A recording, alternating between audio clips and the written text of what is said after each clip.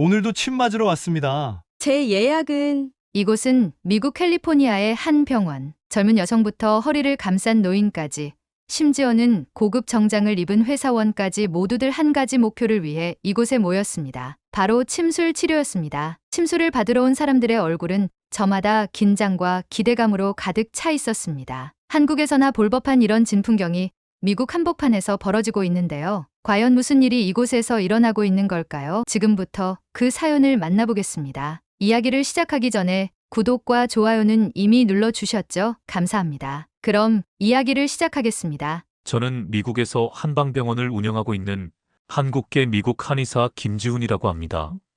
저의 한의원 개원 초기는 사실 외로운 전쟁과도 같았습니다. 저는 미국이라는 척박한 의료 현실 속에서 이 작은 공간을 지키기 위해 싸웠습니다. 의료보험의 제한적인 적용, 한의학에 대한 편견, 그리고 경제적으로 어려운 환자들의 눈빛, 모든 것이 저에게는 큰 산처럼 느껴졌습니다. 하지만 제가 이 자리에 설 수 있었던 건 단지 한의학의 치료 효과 때문만이 아니었습니다. 그것은 한국인의 의지와 아픈 사람을 돕고자 하는 진심, 그리고 우리 고유의 전통 의학이 가진 깊은 철학 덕분이었습니다. 이제 저는 미국에서 한의학이 가진 가치를 세상에 알리고 있습니다. 이 작은 침 한 방이 환자들의 삶을 어떻게 바꿀 수 있는지, 그리고 어떻게 사람들의 마음을 얻어낼 수 있었는지를 이야기하려 합니다. 이 이야기를 들으시면 왜 제가 한의학에 인생을 걸었는지 이해하시게 될 겁니다. 제가 한의학을 처음 접했던 계기부터 미국으로 돌아와 한의원을 개원하기까지, 그리고 침술을 둘러싼 이 사회적 장벽을 넘어서는 과정까지, 그 모든 여정을 함께 걸어가 주시길 바랍니다. 이야기는 IMF 시절, 어린 시절의 기억에서 시작됩니다. IMF는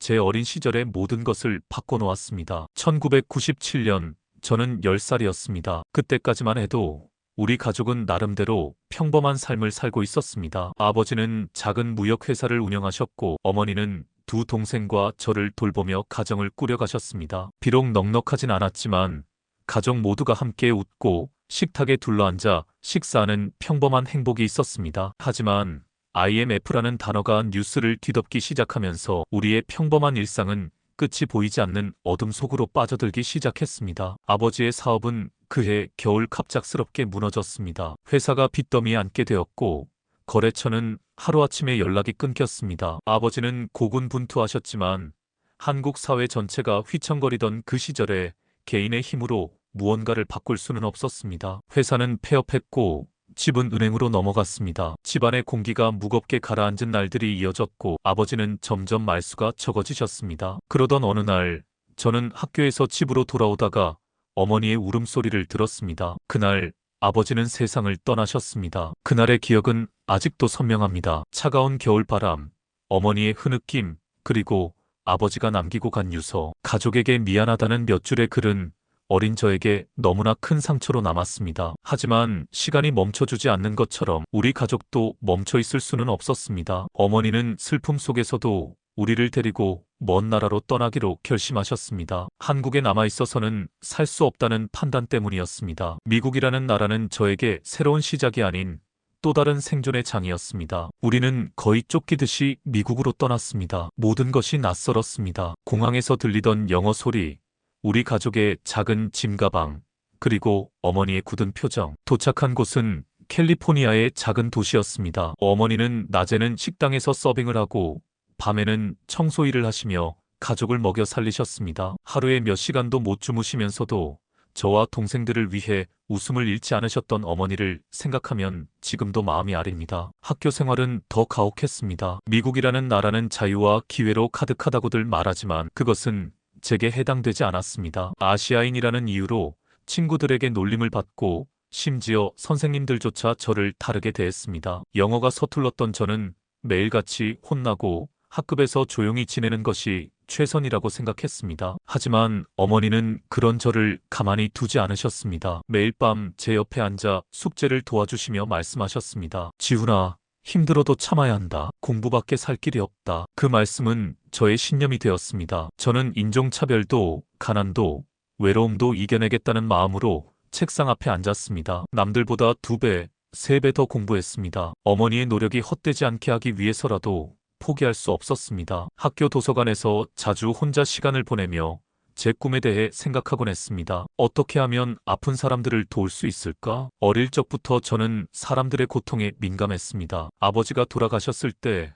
어머니의 눈물을 보며 결심했던 것 같습니다. 나는 누군가에게 힘이 되는 사람이 되겠다고. 그렇게 저는 조금씩 길을 찾아갔습니다. 학업에 몰두하며 마침내 하버드 대학교 의과대학에 입학할 수 있었습니다. 하지만 그 성공의 순간에도 저는 아버지와 어머니의 희생이 없었다면 여기까지 올 수 없었을 것임을 잊지 않았습니다. 그리고 그 희생의 기억은 제 인생을 또 다른 방향으로 이끌어 주었습니다. 어머니는 항상 내 뿌리를 잊지 말라고 말씀하셨습니다. 저는 그 말을 마음에 새기며 의학이라는 길을 걷기 시작했습니다. 하버드 대학교 의과대학에 합격했다는 통보를 받았을 때 저는 눈물이 쏟아질 만큼 기뻤습니다. 이민자로서 그리고 힘겨운 가난과 차별 속에서 자란 저로서는 믿기 어려운 일이었습니다. 어머니는 손을 꼭 잡고 정말 잘했다, 지훈아라고 말씀하셨지만 그 손의 떨림 속에서 얼마나 힘겹게 여기까지 오셨는지 느낄 수 있었습니다. 제 성공은 어머니의 희생으로 이룬 것임을 알기에 저는 의사가 되어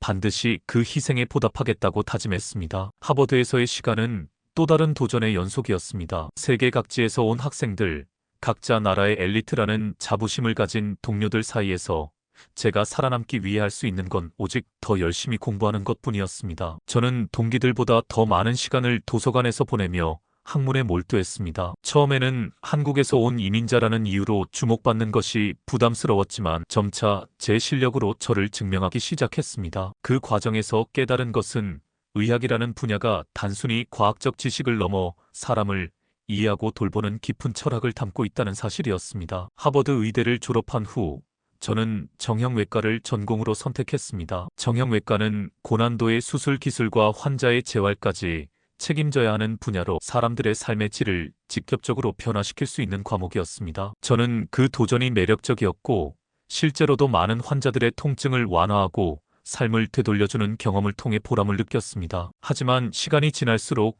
저는 한 가지 의문에 빠지기 시작했습니다. 왜 많은 환자들이 수술이나 약물 치료로 완치되지 못할까? 왜 서양 의학의 체계가 모든 병을 해결하지 못할까?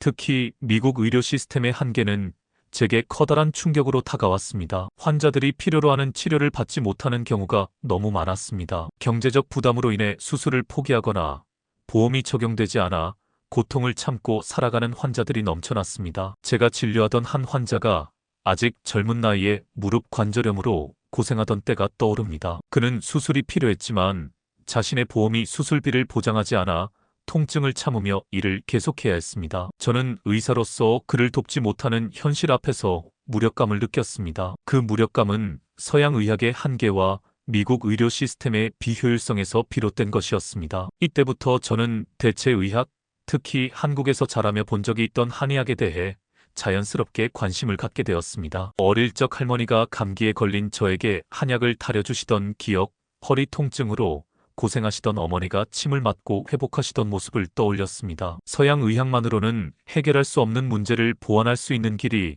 한의학에 있다는 생각이 들기 시작했습니다. 그러던 중 우연히 한의학 논문을 접하게 되었습니다. 침술이 만성 통증과 스트레스 관련 질환에 탁월한 효과를 보인다는 연구 결과는 제게 새로운 가능성을 열어주었습니다. 서양 의학은 병을 고치기 위해 복잡한 기계와 약물을 사용하는 반면 한의학은 몸의 균형과 자연적인 회복력을 강조하며 환자의 삶의 질을 높이는 데 초점을 맞추고 있었습니다. 저는 이 두 가지 접근법이 서로 대립하는 것이 아니라 상호 보완적일 수 있다는 깨달음을 얻게 되었습니다. 이 모든 과정 속에서 제 머릿속에는 하나의 결심이 자리 잡았습니다. 한국으로 돌아가 한의학을 본격적으로 배우겠다는 결심이었습니다. 정형외과 의사로서 성공한 지금 많은 이들은 왜 안정된 길을 버리고 새로운 도전을 하느냐고 물었지만 저는 제 안에서 피어오르는 강한 호기심과 확신을 무시할 수 없었습니다. 한국의 전통 의학이 가진 잠재력을 직접 체험하고 이를 서양 의학과 융합하여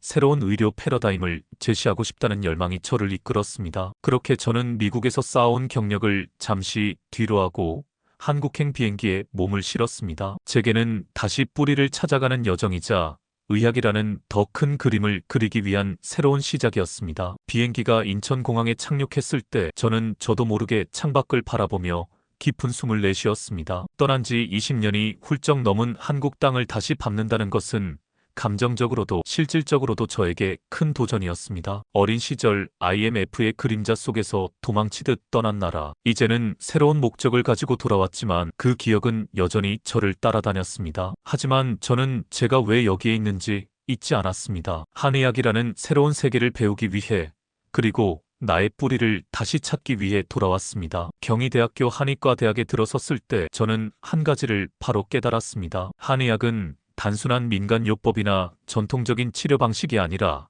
엄격한 학문적 체계와 철학에 기반을 둔 깊이 있는 학문이라는 사실입니다. 한의학 강의 첫날 교수님은 한의학의 기초인 음양오행론에 대해 설명하며 이렇게 말씀하셨습니다. 한의학은 인간을 단순히 질병의 집합체로 보지 않습니다. 인간은 자연의 일부이며 몸과 마음, 그리고 주변 환경이 서로 연결된 하나의 전체입니다. 저는 그 말에 깊이 매료되었습니다. 서양 의학에서 배운 관점은 분명히 훌륭했습니다. 우리는 질병을 정밀하게 진단하고 수술과 약물로 치료할 수 있습니다. 하지만 환자의 삶, 그들의 감정, 그리고 그들을 둘러싼 환경까지 고려하는 데에는 한계가 있었습니다. 한의학은 이러한 공백을 채워주는 중요한 관점을 제공했습니다. 침술 실습 시간은 저에게 또 다른 도전이었습니다. 저는 서양 의학에서 배운 기술이 충분히 정교하다고 생각했지만 침술은 그 이상의 섬세함과 집중력을 요구했습니다. 바늘 하나를 통해 인체의 경락과 기의 흐름을 조절한다는 개념은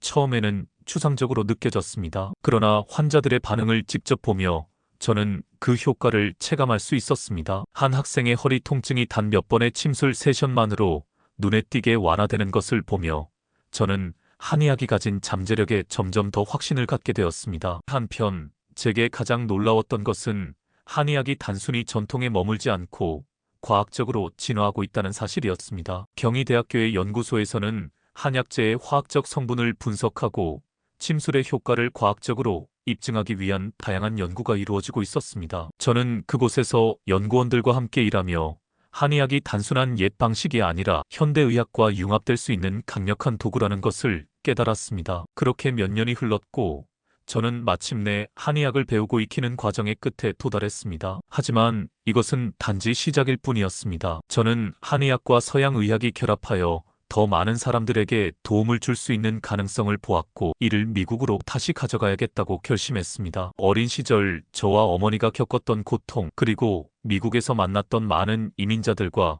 소외된 사람들의 아픔을 떠올리며 저는 그들에게 희망을 줄 방법이 여기에 있다고 믿었습니다. 한국에서의 시간은 저에게 단순히 학문적인 성장이 아니라 제 자신의 정체성을 되찾는 시간이기도 했습니다. IMF라는 거대한 폭풍 속에서 잃어버린 뿌리를 찾고 그것을 통해 새로운 길을 열어가는 과정이었습니다. 이제 저는 그 배움을 가지고 미국으로 돌아가 한의학을 통해 사람들의 삶을 변화시키고자 했습니다. 미국으로 돌아왔을 때 저는 한국에서의 배움을 실현할 무대가 기다리고 있다고 믿었습니다. 저는 한의학을 통해 서양 의학이 해결하지 못하는 고통을 완화시키고 사람들에게 희망을 전해줄 수 있다는 확신이 있었습니다. 하지만 현실은 생각만큼 간단하지 않았습니다. 미국이라는 땅에서 한의학을 전파한다는 것은 또 다른 장벽을 넘는 일이었습니다. 제가 선택한 장소는 캘리포니아의 한인 이민자 밀집 지역이었습니다. 어릴 적 저와 어머니가 함께 이민자로서 겪었던 어려움을 잊지 않았기에 이 지역이야말로 제가 해야 할 일이 있는 곳이라고 느꼈습니다. 한인 이민자들은 대부분 경제적으로나 심리적으로 많은 어려움을 겪고 있었습니다. 그들 중 다수는 의료보험조차 없거나 설사 있다 하더라도 높은 의료비 때문에 병원을 찾지 못하는 상황이었습니다. 저는 그들의 고통을 줄이는데 제 한의학 지식을 쓰고 싶었습니다. 하지만 처음 한의원을 개원했을 때 상황은 생각보다 더 어려웠습니다. 지역 주민들 중 많은 사람이 한의학에 대해 잘 알지 못했고 심지어 일부는 한의학을 미신 정도로 치부하며 불신을 드러냈습니다. 심지어 인근의 서양의학 병원들은 저를 무시하거나 경쟁자로 여겼고 일부는 한의학의 효과를 조롱하며 자신들의 환자를 잃게 될까봐 두려워하는 모습까지 보였습니다. 이런 분위기 속에서 한의원을 운영한다는 것은 매일이 도전의 연속이었습니다. 처음 몇 달 동안 환자는 거의 없었습니다. 대기실은 텅 비었고 매일같이 문을 열고 닫는 일이 무의미하게 느껴질 때도 있었습니다. 하지만 저는 포기하지 않았습니다. 환자 한 명 한 명에게 제 모든 정성을 쏟았습니다. 대부분이 한인 이민자였던 초기 환자들은 주로 만성적인 허리 통증, 관절 문제 혹은 스트레스로 인한 불면증을 호소했습니다. 저는 침술과 한약을 통해 그들의 증상을 완화시키며 한의학이 그들의 삶에 실질적인 변화를 가져올 수 있음을 보여주기 위해 최선을 다했습니다. 한 번은 고령의 한 어르신이 한의원을 찾아왔습니다. 그는 허리 통증 때문에 10년 넘게 제대로 걷지도 못했다고 했습니다. 서양 의학으로도 별다른 효과를 보지 못해 절망하던 차에 친구의 추천으로 마지막 희망을 품고 제 한의원을 찾았다고 했습니다. 저는 그의 상태를 세심히 진찰하고 침술과 함께 한약을 처방했습니다. 그리고 몇 주 후 그분은 저를 찾아와 웃는 얼굴로 말했습니다. 이렇게 허리를 펴고 걸어본 게 언제인지 기억도 나지 않습니다. 정말 감사합니다. 그때 저는 다시금 깨달았습니다. 환자들에게 필요한 것은 단순한 치료 이상의 것이었습니다. 그들이 원하는 것은 진심으로 자신을 이해하고 함께 고통을 나눌 수 있는 의료진이었습니다. 저는 환자들과의 신뢰를 쌓기 위해 끊임없이 노력했습니다. 치료뿐만 아니라 그들의 삶 이야기를 듣고 때로는 함께 울며 기뻐하는 과정 속에서 제 한의원은 조금씩 그들의 마음을 얻어갔습니다. 시간이 지나며 제 한의원은 입소문을 타기 시작했습니다. 초기에는 한인 커뮤니티 안에서만 알려졌던 제 한의원은 점차 다른 이민자 커뮤니티, 나아가 미국인들에게까지 알려지기 시작했습니다. 만성 통증으로 고생하던 사람들이 한의학 치료를 통해 삶의 질이 나아지는 경험을 하며 그들이 직접 주변 사람들에게 제 한의원을 추천했습니다. 이곳에 가면 정말 다릅니다. 그냥 치료를 받는 게 아니라 내 몸과 마음이 치유되는 기분이 들어요. 하지만 제 한의원이 성장하면서 주변 서양 의학 병원들의 반발은 더욱 거세졌습니다. 그들은 한의학을 비과학적이라고 비난하며 제가 환자들에게 잘못된 희망을 준다고 주장했습니다. 심지어 지역 신문에 한의학을 비판하는 기사가 실리기도 했습니다. 하지만 저는 이런 비난 속에서도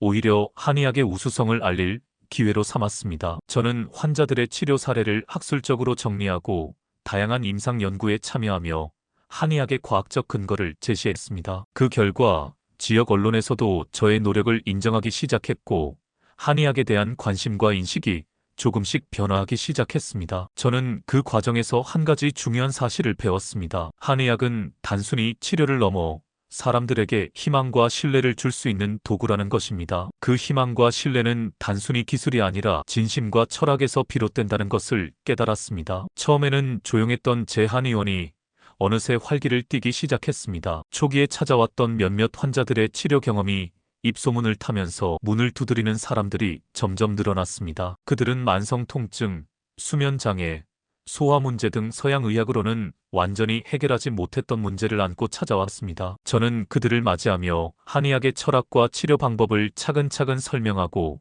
그들에게 맞는 최적의 치료법을 제공하기 위해 최선을 다했습니다. 침술과 한약은 특히 만성 통증으로 고생하던 환자들에게 탁월한 효과를 보였습니다. 제 기억에 남는 한 환자는 50대 중반의 백인 여성으로 10년 이상 만성 두통으로 고통받아 왔다고 했습니다. 그녀는 수많은 병원과 전문의를 찾아다녔지만 진통제 외에는 별다른 해결책을 얻지 못했다고 했습니다. 처음 제 한의원을 찾았을 때도 그녀는 큰 기대를 하지 않는 듯 했습니다. 다른 곳에서 효과가 없었으니 여기서도 별반 다르지 않겠죠. 하지만 시도는 해볼게요라는 말로 상담을 시작했던 그녀였습니다. 저는 그녀의 상태를 면밀히 살피고 침술과 약간의 생활 습관 교정을 병행하는 치료를 시작했습니다. 첫 번째 세션이 끝난 뒤 그녀는 약간의 변화를 느꼈지만 그 변화는 일시적인 것처럼 보였습니다. 하지만 몇 번의 치료가 더 진행되자 그녀는 이전보다 두통의 빈도가 현저히 줄었다고 말했습니다. 그리고 치료가 끝날 무렵 그녀는 마치 새로 태어난 것 같다고 감사의 인사를 전했습니다. 그녀의 이야기와 웃음은 제게 한의학이 가진 힘을 다시금 확신하게 해주었습니다. 이처럼 환자 한 명 한 명이 한의학의 효과를 경험하고 이를 주변에 알리면서 제 한의원은 점점 더 많은 사람들에게 알려지기 시작했습니다. 이 변화의 시점에서 지역 언론과 의료계의 관심이 집중되기 시작했습니다. 특히 지역 신문에 실린 한 기사가 큰 전환점이 되었습니다. 한 기자가 만성 통증으로 고생하던 본인의 어머니를 제 한의원에 데려왔고 그녀가 침술과 한약으로 증상이 완화되는 경험을 직접 목격한 후 이를 기사로 다룬 것이었습니다. 기사는 몸과 마음을 함께 치유하는 한국의 한의학, 미국에서 주목받다라는 제목으로 한의학의 효과와 철학을 상세히 소개했습니다. 이 기사는 많은 사람들에게 제 한의원을 알리는 계기가 되었고 한의학에 대한 관심을 불러일으켰습니다. 하지만 이와 동시에 저는 여전히 극복해야 할 장벽이 많다는 것을 실감했습니다. 미국 의료 시스템은 여전히 한의학을 제한적으로만 인정하고 있었고, 대부분의 환자는 침술 비용을 보험으로 처리할 수 없었습니다. 특히 메디케어와 메디케이드에서 침술을 만성요통에만 한정적으로 보장한다는 점은 환자와 저 모두에게 큰 제약이었습니다. 그래서 저는 치료비를 슬라이딩 스케일 방식으로 조정해 경제적 여건에 따라 환자들이 부담을 줄이고 치료를 받을 수 있도록 했습니다. 또한 저는 한의학의 과학적 효과를 입증하기 위해 임상 연구에 참여하기 시작했습니다. 침술이 만성 통증에 미치는 영향을 분석하는 연구 프로젝트에 자원하며 데이터와 사례를 기반으로 한의학의 효과를 의료계에 알리는 데 힘썼습니다. 이러한 노력은 지역 병원과 의료진들에게 한의학에 대한 새로운 인식을 심어주었고, 일부는 저와 협력하여 통합의료 모델을 시도하기도 했습니다. 한의학이 미국 사회에서 완전히 인정받기 위해서는 더 많은 노력이 필요했고, 저는 그 길을 계속 걸어가기로 다짐했습니다. 지역 커뮤니티와의 협력을 강화했습니다. 지역 비영리 단체와 협력하여 무료 건강 세미나를 열고 침술 체험과 한약 상담을 제공했습니다. 특히 의료 서비스에서 소외된 이민자와 저소득층 주민들이 이러한 활동을 통해 한의학을 접하게 되었습니다. 세미나에서 만난 한 할아버지는 만성 관절염으로 고통받으며 수년간 약물에 의존해왔지만 침술 체험 이후 이렇게 몸이 가벼워진 것은 처음이라며 저에게 다가왔습니다. 이런 순간들은 한의학이 단순한 대체 의학이 아니라 사람들의 삶을 바꿀 수 있는 힘을 가졌다는 것을 다시금 느끼게 해주었습니다. 이와 함께 통합의료 모델을 도입하기 위해 지역 병원들과 협력을 시도했습니다. 처음에는 회의적인 반응이 많았지만 서서히 협력의 가능성을 보았습니다. 예를 들어 한 병원의 외과 의사팀과 함께 수술 후 회복 단계에서 침술 치료를 병행한 사례가 있었습니다. 환자들의 회복 속도가 빨라졌고 진통제 사용량이 줄어드는 긍정적인 결과가 나타나면서 병원 측도 한의학의 가능성을 인정하기 시작했습니다. 그들은 이후 저와 함께 통합 치료 모델을 구축하고 이를 확대하기 위한 계획을 논의하기에 이르렀습니다. 그러나 보험 문제는 여전히 해결해야 할 중요한 과제였습니다. 저는 한의학 치료가 보험에 포함될 수 있도록 지역 정치인들과의 만남을 시도했습니다. 캘리포니아주에서는 침술을 메디케이드에 포함시키는 법안이 논의되고 있었고, 저는 이 과정을 지원하며 한의학의 효과와 경제적 장점을 강조했습니다. 한의학은 단순히 비용을 절감하는 치료법이 아니라 환자들의 삶의 질을 높이는 중요한 도구라는 점을 강조하며 정책 변화의 필요성을 역설했습니다. 이 모든 노력은 점차 결실을 맺기 시작했습니다. 슬라이딩 스케일 제도를 통해 더 많은 사람들이 한의학 치료를 받을 수 있게 되었고, 지역 병원과의 협력은 서양 의학과 한의학의 융합 가능성을 열었습니다. 또한 임상 연구와 정책적 접근을 통해 한의학이 미국 의료보험 시스템에 조금씩 포함되는 길이 열렸습니다. 무엇보다도 환자들 사이에서 한의학이 가진 치유의 힘에 대한 신뢰가 쌓이며 한의원이 단순한 치료 공간을 넘어 희망의 상징이 되었습니다. 미국 의료계에서 한의학이 인정받기 시작한 이 순간에도 저는 그 잠재력이 어디까지 확장될 수 있을지 끝없이 고민하고 있습니다. 메디케어와 메디케이드에서 한의학 치료가 부분적으로 보험 적용되기 시작했다는 소식이 전해진 것은 2021년 겨울이었습니다. 비록 침술 치료에 한정된 제한적인 변화였지만 이는 미국 의료계에서 한의학이 공식적으로 인정받기 시작했다는 신호였습니다. 2023년부터는 미국의 주요 의과 대학에서 한의학 강의를 시작했습니다. 처음에는 선택 과목으로 시작했지만 학생들의 관심이 높아지면서 정규 교과 과정으로 자리 잡아가고 있습니다. 미래의 의사들이 동서양 의학을 모두 이해하고 활용할 수 있게 되는 것, 이것이야말로 진정한 의료의 혁신이라고 생각합니다. 코로나19 이후 원격 진료의 확산은 한의학에도 새로운 기회가 되었습니다. 화상 상담을 통해 기본적인 진단과 생활 처방이 가능해졌고, 이는 의료 접근성을 크게 향상시켰습니다. 물론 직접적인 치료는 여전히 대면 진료가 필요하지만 기술의 발전은 한의학의 저변을 넓히는 데 큰 도움이 되었습니다. 지난해부터는 NIH의 지원을 받아 한의학의 새로운 가능성을 연구하고 있습니다. 특히 노화 관련 질환과 정신건강 분야에서 한의학이 보여주는 가능성은 매우 흥미롭습니다. 가끔 제자들이 묻습니다. 왜 그토록 많은 어려움을 감수하면서 이 길을 선택하셨나요?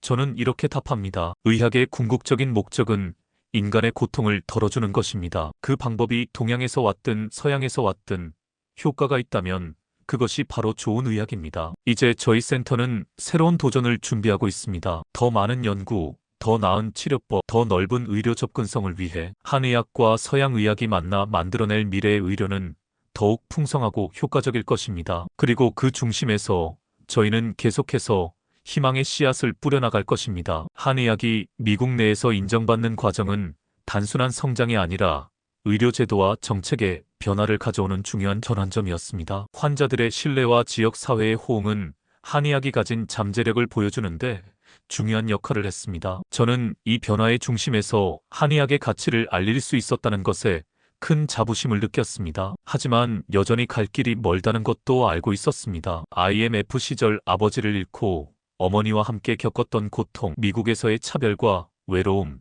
그리고 서양의학의 한계를 깨닫던 순간들까지 모든 경험이 한의학을 통해 하나로 연결되었습니다. 저는 과거의 상처를 딛고 그것을 다른 사람들의 치유와 희망을 위한 밑거름으로 삼을 수 있었습니다. 이제 저는 한의학을 알리는 일을 더 많은 사람들과 나누고 싶습니다. 한의학은 단지 한국의 전통의학이 아니라 전 세계적으로 사람들을 치유할 수 있는 강력한 도구입니다. 이를 위해 저는 한의학 교육 프로그램을 확장하고 전 세계에서 한의학을 배우고자 하는 사람들에게 더 많은 기회를 제공하고 있습니다. 또한 한의학이 현대의학과 더 깊이 융합될 수 있도록 연구와 협력을 지속하며 한의학이 가진 가능성을 최대한 실현하는 데 헌신하고 있습니다. 마지막으로 저는 한의학이 우리에게 전달하는 가장 중요한 메시지를 나누고 싶습니다. 그것은 건강과 치유는 단순히 몸의 문제가 아니라 마음과 삶 전체를 아우르는 과정이라는 것입니다. 한의학은 우리에게 이렇게 말합니다. 당신의 몸과 마음은 하나이며